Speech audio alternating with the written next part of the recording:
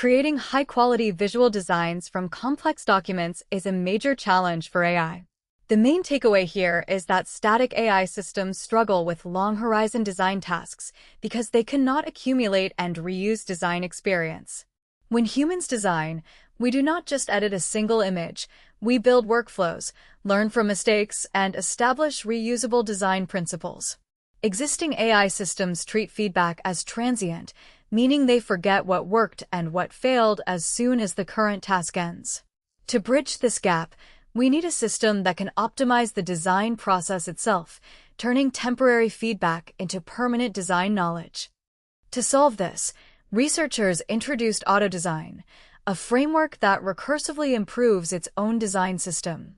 The core breakthrough is that AutoDesign optimizes the design harness surrounding a fixed language model rather than changing the model's weights.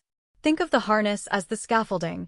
It manages context, tools, execution runtimes, orchestration, and feedback.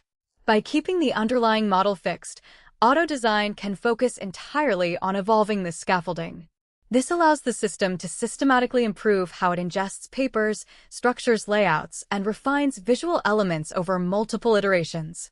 The magic of AutoDesign lies in its nested loop architecture. The main takeaway is that it separates individual artifact editing from system-level optimization. As shown in Figure 3, the inner loop is the design harness, which generates and revises a single poster using critic feedback.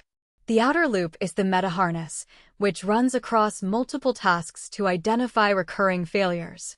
It uses a planner and a code editor to propose a single component update. To prevent overfitting, an acceptance gate evaluates the proposed update on a separate development set, ensuring the system only adopts genuine improvements.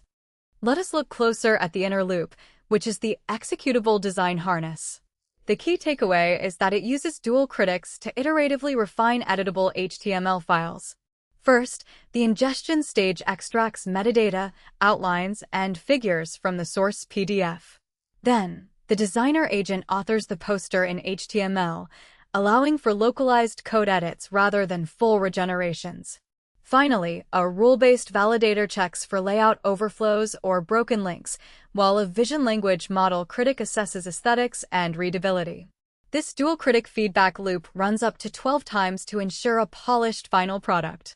To prove this system works, the researchers created PosterBench, a rigorous evaluation protocol. The main takeaway is that PosterBench combines programmatic audits with visual judges to evaluate posters across 7 dimensions. As illustrated in Figure 7, the system performs spatial checks for text overlaps, OCR audits for numeric grounding, and VLM evaluations for overall aesthetics. It also applies strict record-level ceilings, meaning a poster with severe layout damage or rendering failures is heavily penalized, ensuring that only highly usable and visually coherent designs receive top scores. The experimental results show that AutoDesign delivers massive performance gains. The key takeaway is that attaching the optimized design harness consistently improves every single coding agent tested. As shown in Table 4, across 7 different model configurations, the average PosterBench score jumped by over 12%. On the main track, AutoDesign achieved a top score of 78.32, easily outperforming the commercial system Claude Design by nearly 7.5 points. Furthermore, a system-blind human study confirmed that reviewers strongly preferred posters generated by AutoDesign. Looking ahead, the principles of AutoDesign can expand far beyond posters. The main takeaway is that this agentic design pattern is highly adaptable to other media formats. As shown in Figure 12, the long-term goal is a unified multimodal-in, multimodal-out system. By reusing experience, preference memories, and repair histories, future versions of AutoDesign will be able to generate slide decks, interactive web pages, and conference videos from the same source documents. This paves the way for fully autonomous, high-quality scientific communication across multiple digital mediums.